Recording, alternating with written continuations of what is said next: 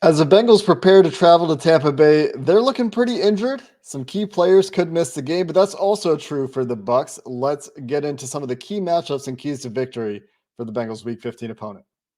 You are Locked On Bengals, your daily Cincinnati Bengals podcast, part of the Locked On Podcast Network. Your team every day.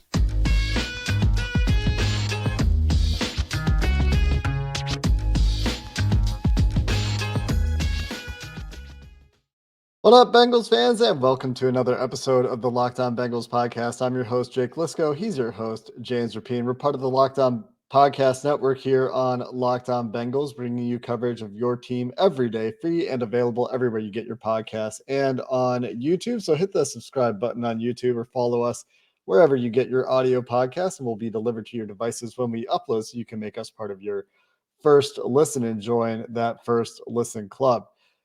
James, the first thing that stands out to me as we look ahead to this matchup for the Bengals with the Tampa Bay Buccaneers is probably Joe Burrow and Tom Brady and that storyline, because that's fun. But the second thing, and probably a just as impactful thing as the quarterbacks in this game, are injuries on both sides of the ball for both teams. The Bucs heavily depleted, especially on the defensive side of the ball. The Bengals could be down to no slot corners in Dax Hill this weekend, and they're already missing Chidobe Awuzie. We've talked this week about Tyler Boyd and T. Higgins, and obviously Trey Hendrickson, who hasn't participated in practice at all this week, and neither has Jalen Davis, and neither has Mike Hilton on Wednesday or Thursday. So those three guys, all non-participants so far for the Bengals, and Tyler Boyd and T. Higgins have been limited for 2 straight days. And so a lot of key players, right, that have some limitations in practice or aren't practicing or aren't expected to play for the Bengals. And on the Bucs side, and Antoine Winfield coming back from injury. Tristan Wirfs finally limited, but I would be skeptical that he would play given, where they're at with his recovery and his age. We'll see what happens there. Jamel Dean not participating in practice for the Bucs. Jernard Avery not participating in practice on Thursday. Joe Tryon-Shoyinka limited 2 days in a row. And that's with Shaq Barrett, who I've referred to the last 2 days on this podcast as a good player, on IR. Vita Vea not practicing for the Buccaneers this week. A lot of impactful players for both teams who are in the air as far as their status for this game. Yeah, let's start with Tyler Boyd, because Tyler Boyd talked for about 9 minutes on Thursday with reporters, and he says he's going to play. And all right. I think it's interesting because this could be a classic case of Boyd says, hey, I'm playing. It's just a finger. I'm going to play through it and all of those things. I still think there's a possibility the coaching staff says, no, the hell you're not. You aren't playing, Tyler Boyd, because we need you. And that's what I would keep in mind here with a lot of these injuries, how this coaching staff approaches injuries. They will give you a week if they think that it's going to be best long-term. And that's Mike Hilton, Jalen Davis. We'll see with those guys. Obviously, people saw Mike Hilton return. So you return to the game. You don't miss a snap. You miss a couple snaps on that first drive. You come back that second drive. Everything's okay. Well, who knows? Who knows how that knee is feeling? So we'll see if he can go. But would not shock me if the majority of the players you just named aren't able to suit up. Boyd, we'll see. I think he's going to push and fight to play. And usually a veteran like that can work his way onto the field. Heck, T. Higgins worked his way onto the field for a snap last week. So I think that the main ones are slot corner. Are you going to have either of those guys? Obviously, Trey Hendrickson, I think you and I both agree he's just not going to play this week. So Joseph Osai, come on down. Good news is he has been practicing and should be fine despite dealing with a shoulder issue. And then the other one is T. Higgins and Tyler Boyd. Can you at least get one of them? It'd be nice to have one of the two, because there is a scenario where your secondary is a little depleted, your pass rush is beaten up a little bit, and it's not the same. And now you don't have your weapons, and suddenly Brady has time to throw, and you get the part of this that I'm going down, the road I'm going down. It's, if you're in a shootout, you want at least some of your ammunition. And I know Joe Burrow and Jamar Chase, that's a lot of ammunition in general with Joe Mixon. You want a little bit more just in case the game goes that way. Yeah, and I sort of alluded to this the other day, and the running game could be a bigger factor if those wide receivers can't go, and they could lean more into Joe Mixon and Samaje Perine, and maybe they activate 4 running backs this week after Chris Evans wasn't active last week. And maybe if those guys can go, they still say, hey, let's lean on the run. Let's not throw Tyler Boyd 12 passes and risk anything too. But if you're playing him, I get it. You got to be willing to do whatever, but just something to keep in mind. It will be interesting, I think, for both of those receivers. It seems like both of them are pushing to play, given the story that we heard about T. Higgins last week, where he wanted to play. He tried to go through. He snuck into the game, even though they only had a few goal line situations designed for him and stuff like this. So it seems like all these guys probably really want to play. I assume that's probably true for Jalen Davis and Mike Hilton as well. And I said those names in the wrong order for which one's the starter, but you get the idea. All these guys, I assume, are trying to play if they feel like they can. And it's just a matter of balancing their health, the risk of re-aggravating or aggravating an injury, and the need to win this game. Because as we've talked about, all these games are important. And it's hard to see the teeth with this Buccaneers team right now. And I talk about teeth here in the sense of like the werewolf or vampire teeth, the threatening teeth of a wild animal. I don't necessarily know where that punch is coming from without Vita Vea, without Shaq Barrett, with all the players missing for Tampa. But then it's like Tom Brady, Mike Evans, Chris Godwin. Those guys are still there. They haven't been very good this year, that Bucs offense. But as you've been mentioning all week, they're still there. They still have a track record. They have a lot of skins on the wall between the 3 of those guys. And so there are still challenges there, but the way the Bengals have been playing, James, it seems like they can do, they're so multiple at this point on both sides of the ball. They can do so many things to win these games, and it's going to be a tough one, I think. I don't say this to write off the Bucs by any means, but they've been overcoming these obstacles all year, and Tampa has not. They've been stumbling a little bit. And so we'll see what happens this week, right? And we'll talk about some of these things a little bit more when we get to your prediction, and maybe we get into some of the key matchups, right? Some of the matchups we didn't talk about in the crossover that you think could determine the game, or that I think can determine the game. Some of the key factors that could turn this one way or another. Maybe we'll go there coming up next. But first, a word from Tommy John. Don't make your loved ones face the dead of winter in old T-shirts, ancient underwear, and ratty sweats. Help them find Cold with Cozy. Give the gift of Tommy John. And Tommy John, you're that much more comfortable and you can do everything better. Hey, maybe that means they need to throw some Tommy John on Dax Hill so he can play that elite nickel cornerback spot if he's thrust into duty. Joseph Osai meet Tommy John. That's why Tommy John doesn't have customers. They have fanatics with over 18 million pairs sold. 18 million. That's almost as much as Jake Liscow makes doing this podcast. Every gift's backed by Tommy John's best pair you'll ever wear, or its free guarantee. Holiday season is perfect for Tommy John. So hurry to Tommy John's Wrap It Up sale and get 30% off everything plus free shipping at TommyJohn.com/lockedon. Order now so your gifts arrive before the holidays. 30% off plus free shipping at TommyJohn.com/lockedon. That's TommyJohn.com/lockedon. See site for details. It's a lot of on noises right there. That's a real mouthful. James, like let's 18 million on Jake Liscow. That's how much you make. There you go. Right. Which is the same amount you make, just so everybody's clear. James and I make the same exact amount for this podcast. We split it 50-50. Just so everybody knows. James also making 18 millies a year. Anyway. I backed myself into a corner there. Yeah, you got yourself on that one. We drive different cars, but make the same amount of money from the podcast. Mercedes versus Daewoo. I'm frugal. Mm-hmm. Yeah. You mentioned matchups. Can I give you one that we didn't talk about on the crossover? Yeah. And Byron Leftwich and Todd Bowles are taking a lot of heat. And I think some of it's right and deserved. And if I was backed into a corner and I'm Tom Brady, I would say, all right, time to run this thing. It's going to be my ship. So one of them, Lou Anarumo versus Tom Brady in the chess match that is going to go on. Lou Anarumo, the mad scientist. We've had him on the podcast. The Bengals defensive coordinator is great at adjustments, second half adjustments, everything that they see what offenses are trying to do, they adjust and boom, usually it's that right adjustment.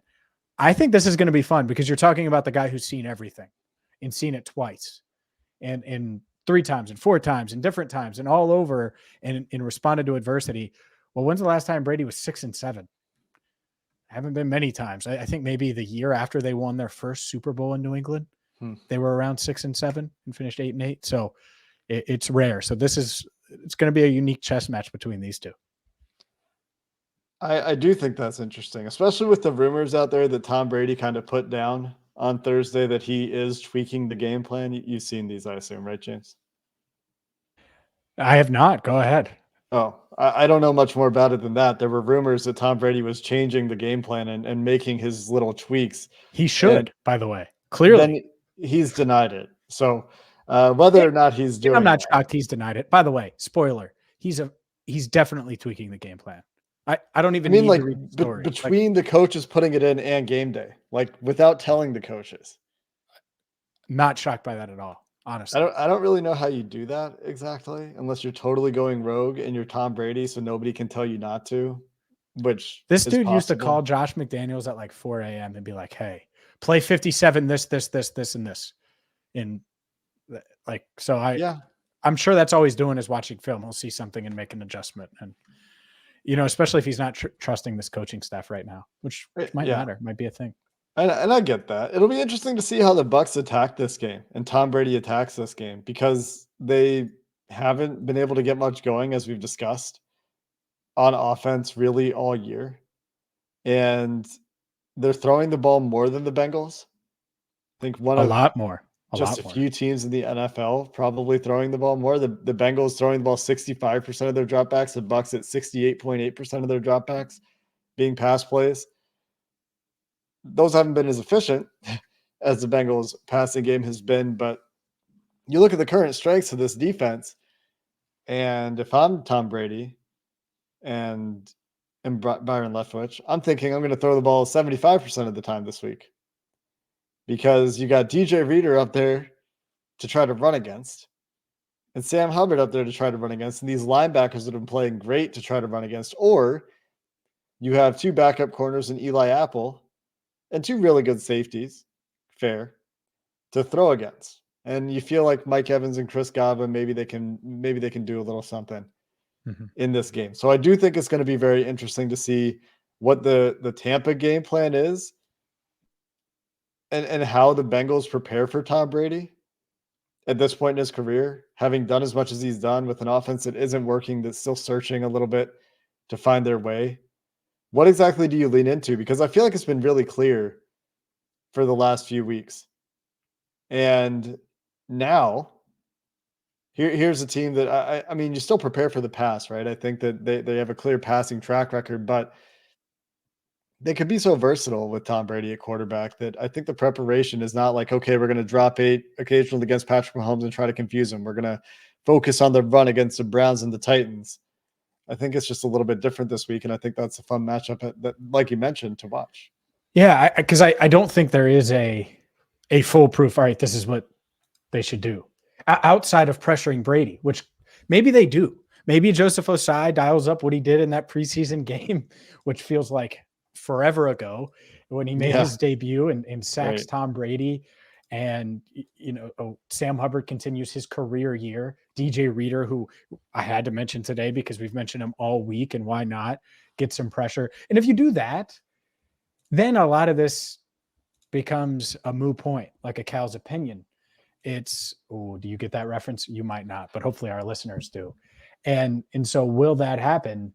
I just think there is a scenario where they don't get as much pressure as you would like against Brady, and maybe he gets into that zone. By the way, I'm not rooting for that, by the way. I think people see that. Brady's been around for most of my life, so it's easy to know him and see him and watch him and understand the good, the bad, his weaknesses. He's missing, and he's uncomfortable. And so if you can continue that, I don't really have any concerns. Now, if you let him get in that groove, which I've seen him do time and time again, then it's going to be tough, and it's going to be a challenge, especially if you're shorthanded on offense as well. Because I have no doubt that Joe Burrow can go toe-to-toe with Brady right now. No doubt. But if you take away T. Higgins, you take away Tyler Boyd, they triple team Jamar Chase in that scenario, which I'm exaggerating a little, but not a ton, because they should at least double team him in that always, every single snap, if T and Tyler are out. And so then it makes it interesting. And I'm not sure which route they would go and who they would really lean on, unless they can get the run game going, which maybe that's the answer. That's the Jake Liscow answer, is run the ball this week, which I'm shocked that might be the solution. It depends on who's healthy, right? And how healthy they are. If you have your full complement of wide receivers, you're mixing things up. You're taking advantage of two high looks. You're going to run the ball with Joe Mixon because you've been doing well with that. There's no Vita Vea, and you've got a bunch of backups, really. Like, you could be down to practice squad players, depending on who plays for the Bucs, especially on the edge. So, the one thing that has hurt this team, especially last week, are edge rushers. There's none of those guys. Joe Tryon-Shoyinka is a guy, but he's been limited this week too. We'll see if he plays or not. Then the only other active guy for them is Anthony Nelson right now. And I mean, they're fine football players, but they're not Myles Garrett and Micah Parsons, right? So the matchup with the front seven, Devin White can create some havoc. Levante Davis still a really, really good player, but that feels like it tilts in the Bengals' favor, especially if they have those wide receivers out there. But the other thing is there's no Jamel Dean this week. In all likelihood, he's not going to play this week. He hasn't practiced. Sean Murphy-Bunting, I think, gets back, and Carlton Davis is out there. But, I mean, and Antoine Winfield looks like he's going to be back, actually, too. And good player. That one does really matter. Good player. Really good player. But if Jamar Chase could get loose against the Browns, I feel like the Bengals should be able to find a way to use him, even if those receivers don't go in this game. And a combination of that and the running game. And like I said, maybe you have 4 running backs active, and maybe you use Chris Evans outside a little bit more. Maybe not. Seems like he's not necessarily the coach's favorite player right now. But that would be an opportunity, especially with Trent Taylor also limited this week. Hamstring limited all week. Yeah. All sorts of injuries piling up for the Bengals wide receivers, and it'll depend on who can't go. But it seems like this offense, Joe Burrow, Zach Taylor, Brian Callahan, should be able to pick a spot and pick a matchup they like and go after it. There aren't a bunch of world beaters on this Tampa defense right now. No, there aren't. And that's the second most surprising thing, right? The offense for them is the most surprising. The fact that they have the lowest amount of points in the NFC South. But I expected this defense to be better than they are right now. Injuries are a part of that. But we've seen the Bengals overcome them. And I think that this offense, they should be productive regardless. I agree. But if it's that shootout scenario, like if you're getting the Bucs offense that we've seen all season, that's fine. But if for some reason it's just like the perfect blend, you can see the path. And I don't think it's the most likely path. I think the Bengals, spoiler, are going to win this game. And it's because they're the better team and they're playing better right now. So why would you not pick them? And they have a better quarterback who's playing at a high level. And both quarterbacks are really good when they're on. But Burrow's been on way more than Brady. So let's continue this conversation. Give us our, we'll get into some final thoughts on Brady, Burrow, Bengals, Bucs. Round 1. I said round 1 in a video earlier today. That implies that there could be a round 2. I guess it's possible. But first, a word from Total Wine and More. This holiday season, find what you love at Total Wine and More with so many great bottles to choose from. And spoiler, oh yeah, I am a wine fan, especially around the holidays. I could go for a little wine. I'm an equal opportunity a drinker when it comes to alcohol. So wine, yeah, certainly in the mix there. So it's easy to find your favorite new Cabernet, Chardonnay, or all the perfect gifts for everyone on your list at Total Wine and More. They have a friendly guide that is going to help you make the right calls and all of the confidence knowing you found something special for the lowest price. So love what you find only at Total Wine and More. Curbside pickup and delivery available in most areas. So visit TotalWine.com to learn more. Again, that's TotalWine.com to learn more. And of course, drink responsibly. Be 21. I don't mean to write the Buccaneers off here, everybody. I think we had some comments earlier this week that we weren't taking the Buccaneers seriously. We Yeah. Well, people haven't been listening. I've painted the path 8 times this week. I've just seen it too many times. I'm just saying. I'm just clarifying for anybody listening, regardless of who you think isn't taking the Buccaneers seriously, despite their injuries, despite their struggles, despite the players playing for them and the criticisms of the coaching staff. Their inconsistencies, honestly, like from a results perspective, they can still put it together in any given week. This is a team that, like you said in the crossover yesterday, has recently been to the Super Bowl and conference championship game. And they just haven't put it together very consistently this year. So given that we're not taking them lightly in terms of how we evaluate them, I can still see the Bengals getting a hold of this one early because I think they're just the better team, especially with the injuries, like key injuries to guys like Vita Vea and Jamel Dean and some of those, some of the other players for the Bucs. The Bengals have them too. They've been able to overcome them all year, including against the Chiefs, including against the Tennessee Titans. And maybe they don't, but I could see the Bengals controlling this one. And James, you could see a shootout scenario that you've talked about too, that you mentioned, but you had a closer prediction for this one in our crossover yesterday. So let's revisit, because the Bengals have been covering and the Bucs have not been covering. And those trends would suggest the Bengals by 3.5 or better. But where do you think? 26-23 Bengals. I think it's going to be sticking close. with it. All right. Yeah. The Bengals, you're right. They're the better team. And yet I think you're going to get a couple haymakers from this Tampa team because they know where they're at. They've struggled. There's also some weaknesses on this Bengals defense because of health above anything else. That said, and I want to be very clear here, and those that listen regularly know how I feel. I'm not pressing panic if Dax Hill has to play nickel corner. In fact, I think Dax Hill probably most comfortable coming into the league at nickel corner. And so I think he's going to be just fine there. Now, is it a tough matchup? Yeah, Chris Godwin's awesome. And I know was slower earlier in the year, just coming back from that ACL. I think he's kind of ramped it up a little bit. And that's a tough cover, assuming he's matched up against him a lot. I think Dax Hill is going to play all right. I think this defense will dial it up enough. And I do think getting off to a quick start is important because of that rhythm. It seems like anytime you look up, the Bucs are down 21-3, 14-3. They're just getting crushed. And then most of the time, not against the 49ers, but most of the time they find their way back. You want to get off to a good start against them so they don't get off to a quick start against you. If you're shorthanded on offense, all of those things, it just opens up a can of worms that you hope to avoid. I think Burrow and this offense does just enough. And if T. Higgins and Boyd can play and be their normal selves, then I don't think it's this close. 26-23. But I think that they're either going to play and be limited or not be their normal selves or not as effective as they are, or not play.